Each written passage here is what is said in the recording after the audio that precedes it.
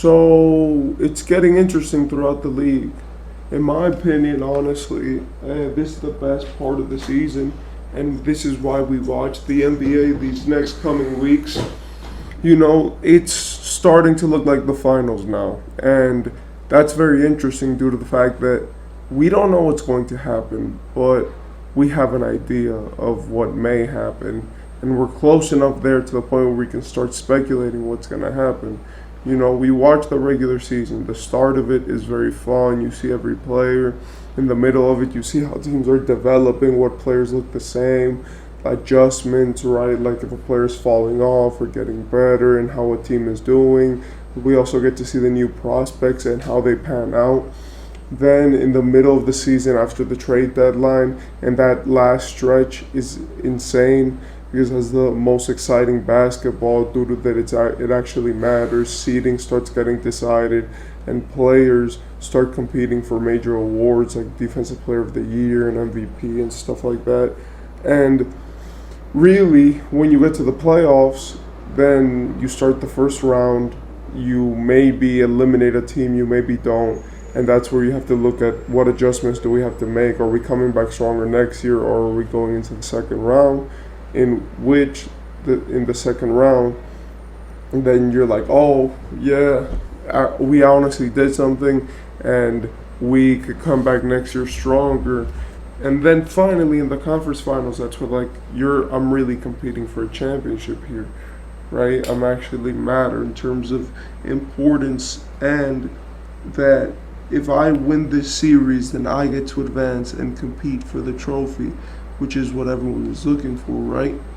Then finally in the finals, you get the collection of all these events, all these teams, all these players, and finally you have the NBA Finals, which is probably one of the most exciting events in sports, right?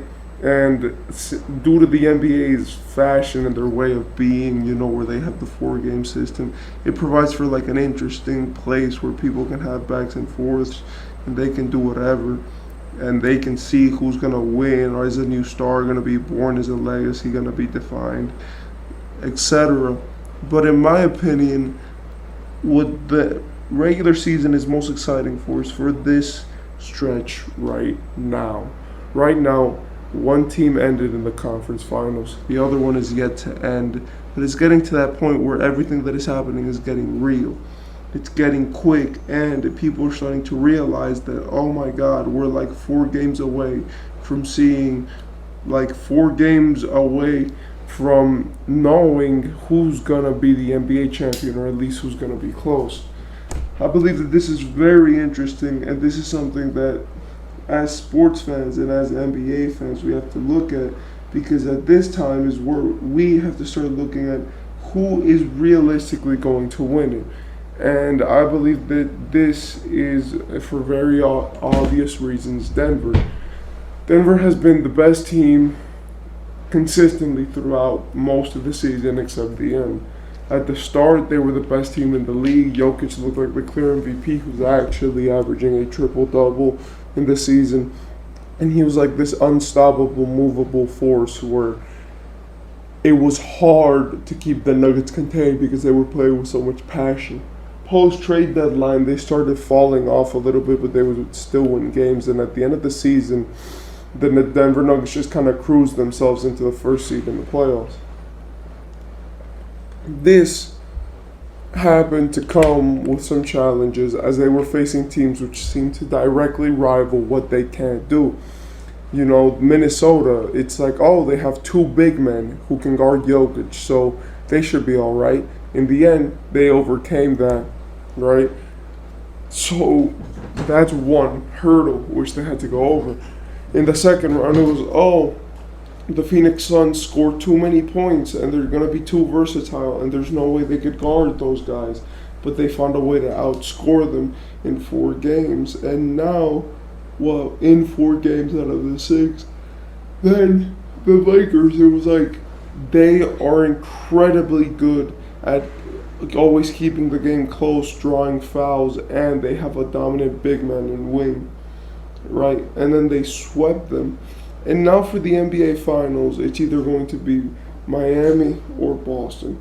Miami, in my opinion, looks interesting as I think, could actually pose a real threat to Denver. Maybe not to win the championship, but at least to, get a chance to do some damage in this playoff run.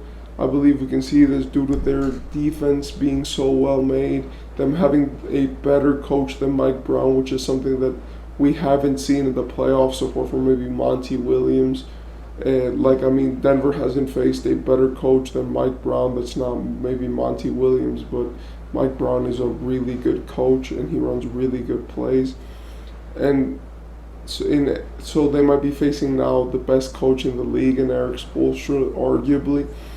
And then you have another team which, even though their coach, in my opinion, is bad, they do have a way of outscoring, out-defending, and just getting in sync in a way where easily they could take 2 games just without you even realizing, like they just did to Miami.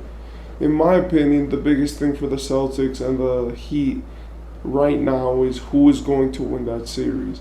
I know that we don't like to believe it because it's never happened in history, but it's getting to that point where Miami's up 3-2 after they were up 3-0, and that basically means that the Celtics have to win 2 consecutive games to get to the NBA Finals. If we know anything about the Celtics, is that they get hot, and they get hot for ages. So they've been hot for these past few games, and in my opinion, a team like that who shoots so many threes, who has so much depth, in which their superstar players are playing up to their standard, it's going to be hard for most of the teams in the league to stop them. And that's why I believe that, if a Celtics Nuggets matchup happens in the finals, then we're definitely going to see and get to witness such a interesting matchup. With the Heat too, but I don't feel as confident in that the Heat could win it this year. I think their seeding obviously matters, as statistically it's impossible, but even if you just do the eye test, they win a lot of games due to efficiency and due to playing the right way. But with Denver, they found a way to take teams and really just run sets and defensive sets and offensive sets which throw off their team. With Minnesota, this was, I know that your big men are not going to do anything, so if we can stop Anthony Edwards, then we can regulate everyone else because this team is now winning without Anthony Edwards, right?